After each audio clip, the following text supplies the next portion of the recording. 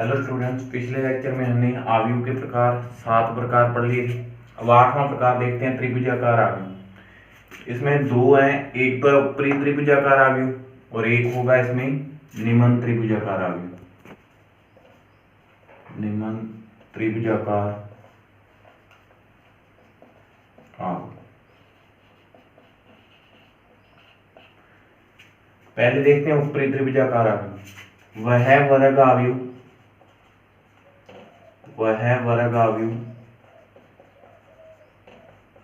जिसमें मुख्य विकर्ण के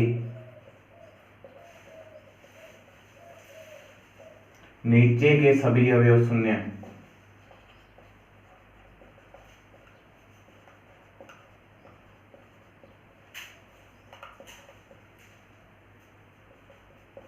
जिसमें मुख्य विकर्ण के नीचे के सभी अवयव शून्य हो, वो कौन सा होगा? ऊपरी त्रिभुजाकार आव्यूह। एग्जांपल देखते हैं।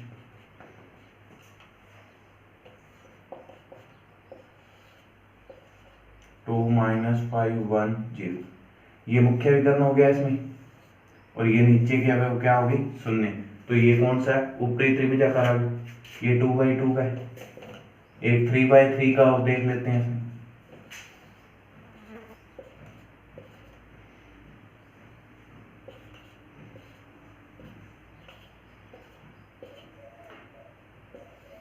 ये हो गया इसमें मुख्य विकर्ण, इसके नीचे के अभी सभी अवयव क्या है? शून्य। तो ये भी कौन सा है? ऊपरी त्रिभुजाकार आव्यूह।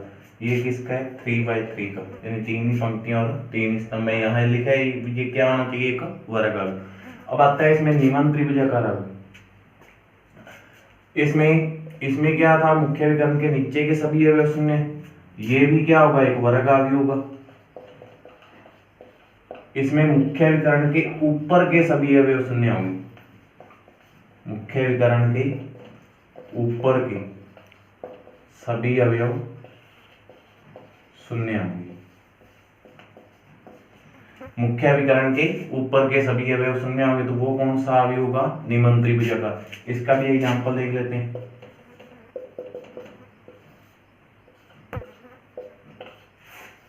ये मुख्य विकर्ण है, इसके ऊपर के अवयव क्या है? शून्य है, और ये क्या है? वर्ग आव्यूह 2/2 को। एक और देखते हैं एग्जांपल इसमें।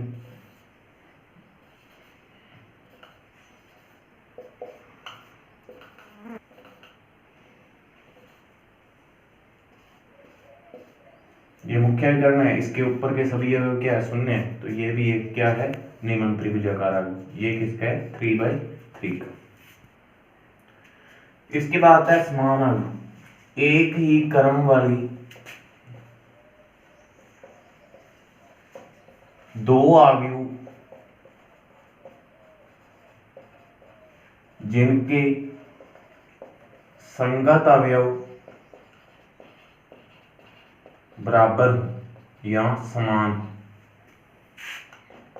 तो वह क्या कहलाता है? समान आव्यूह।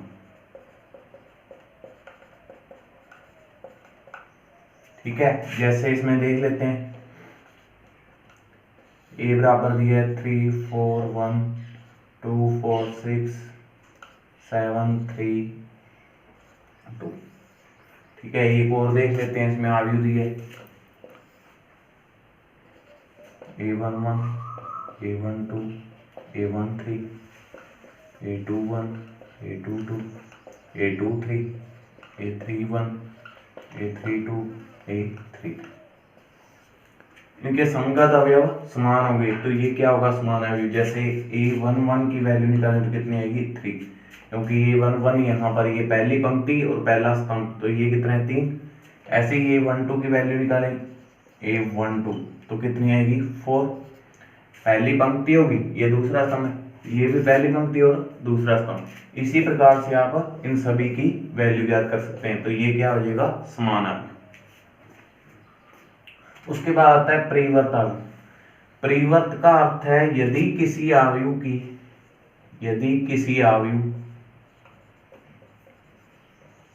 एक ही पंक्तियों को स्तंभों में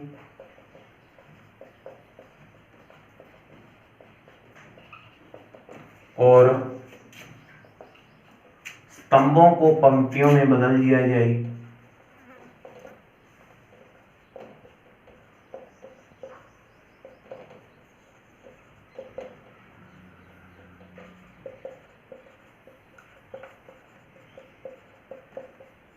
तो वह एक भी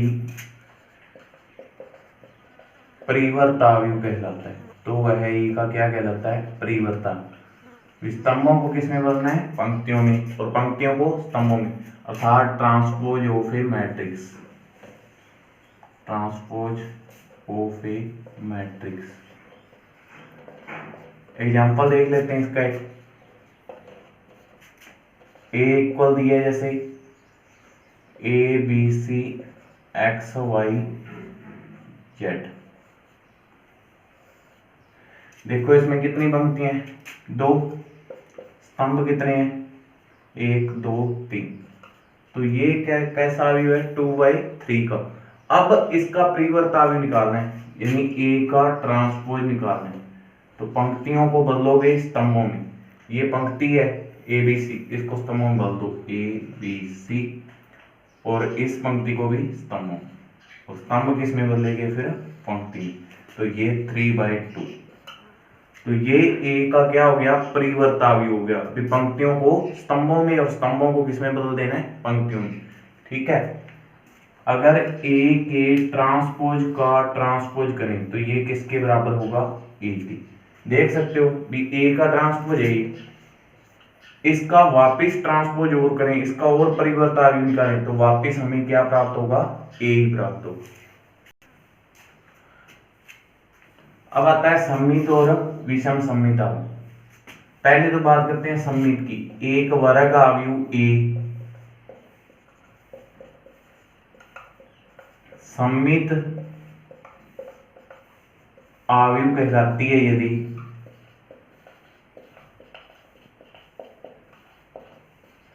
यदि और केवल यदि